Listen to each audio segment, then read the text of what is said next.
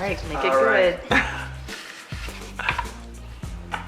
All right, the first question is natural versus chemical, relaxed, Texlax, color treated.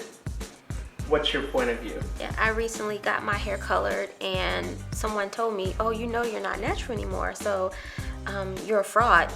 I was called a fraud because I had my hair colored. And I was just like, wow, you know, but why does it matter so much to other people that I colored my hair? You know, it's not on your head, it's on my head. So why does it matter? And why do we put so much emphasis on what's natural and what's not natural?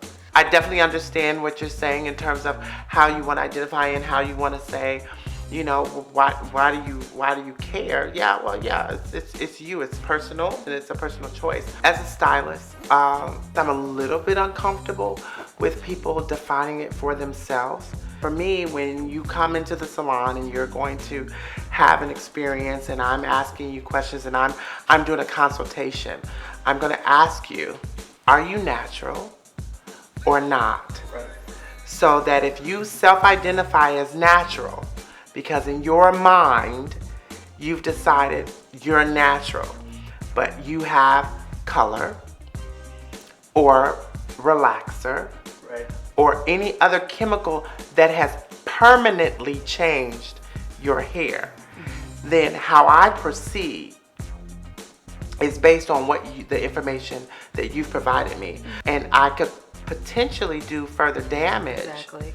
If you've given me something that's inaccurate. Mm-hmm. We've had issues in our salon by asking the question, are you natural or are you not natural?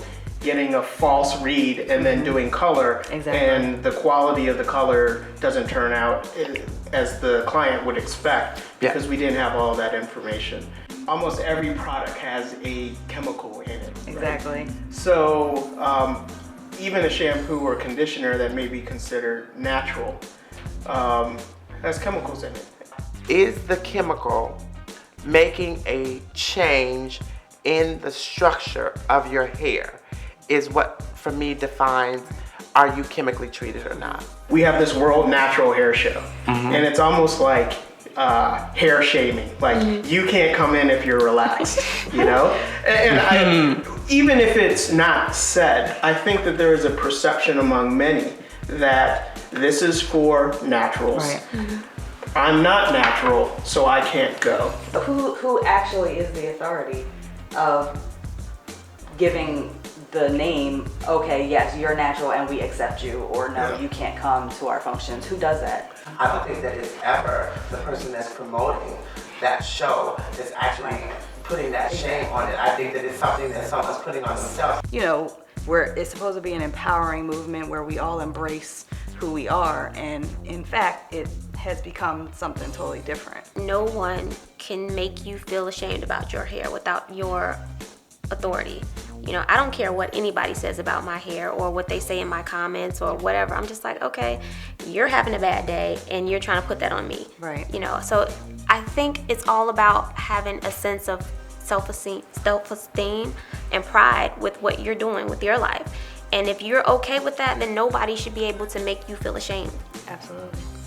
When we're really saying we're natural, we're not really talking about color. We're not. We're talking about, are you relaxed?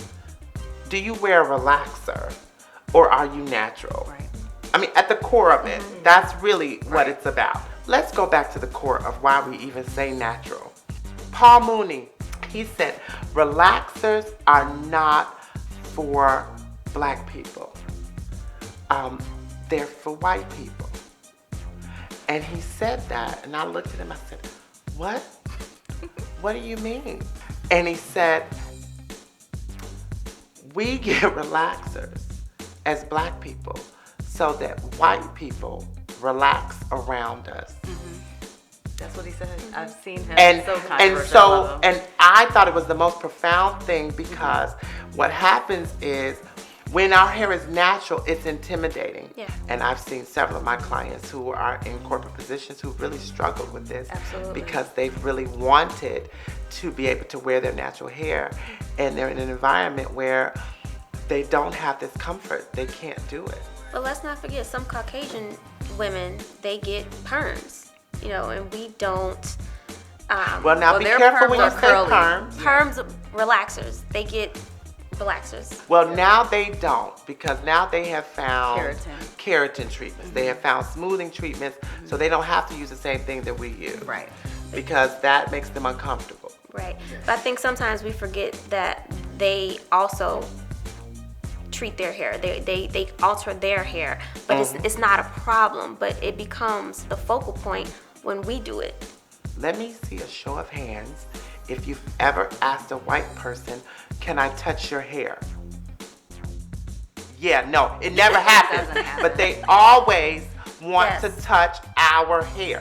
Whatever difference, whatever, what they see is this fascination. And the thing is, and it is hilarious because when a white person asks to touch my hair and want to feel it, it's always so hilarious to me because I always ask them to throw them off and make them uncomfortable the way they're making me. Right. Do you ever ask a white person to touch their hair?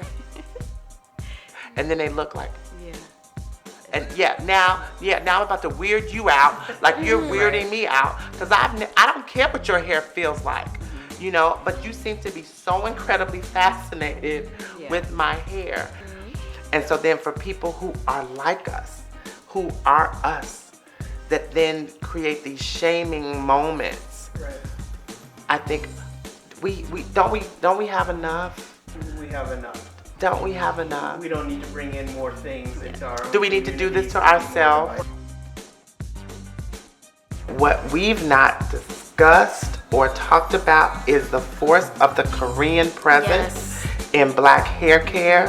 My name is Takeya Monique, also known as the Curly Counselor. I'm a licensed professional counselor and I've been in the field for about 3 years, and I am a beauty blogger.